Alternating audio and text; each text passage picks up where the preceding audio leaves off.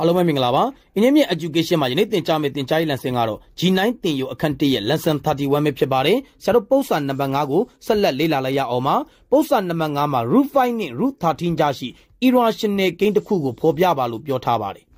root 5 နဲ့ root 13 ကြားမှာရှိတဲ့ irrational gain တွေမြောက်များစွာရှိပါတယ်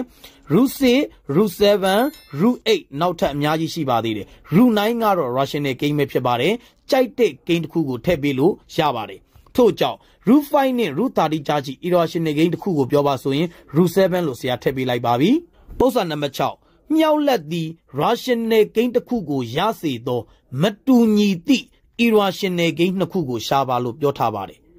irrational gain နှစ်ခုကိုမြောက်တဲ့အခါမှာရလာသောတန်ဖိုးသည် rational gain ဖြစ်ရပါမယ်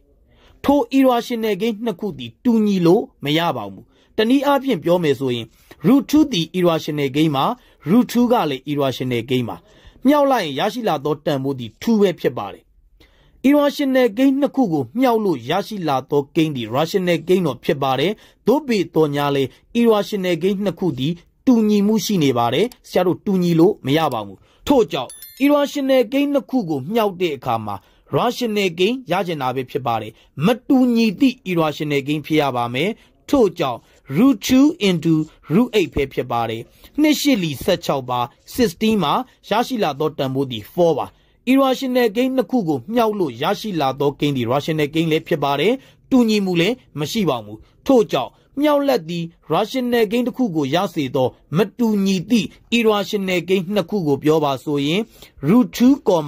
root 8 ပဲဖြစ်ပါတယ်ပုဒ်စာနံပါတ် 9မြောက်လက်သည် irrational gain ဖြစ်သော irrational gain နှစ်ခုကိုဖော်ပြပါလို့ပြောထားပါတယ် irrational gain နှစ်ခုကိုမြောက်တဲ့အခါမှာ irrational gain ပြန်ရပါမယ်ထို့ကြောင့် root 2 သည် irrational gain မှာ root 3 ကလည်း irrational gain မှာ irrational gain နှစ်ခုကိုမြောက်လို့ရရှိလာသောတန်ဖိုးသည် root 6 ပဲဖြစ်ပါတယ် root 6 သည် irrational gain မှာထို့ကြောင့်ဆရာတို့အဖြေလေးထုတ်လိုက်ပါပြီမြောက်လက်သည် irrational gain ဖြစ်သော irrational gain နှစ်ခုကိုပြောပါဆိုရင် root 2, root 3 ပဲဖြစ်ပါတယ်ယနေ့သင်ကြားပေးခဲ့တဲ့သင်ကြားရေး lesson ကိုနားလည်လိမ့်မယ်လို့ထင်ပါတယ်အားလုံးကိုကျေးဇူးတင်ပါတယ်ရှင်လန်းချမ်းမြေ့ကြပါစေဗျာ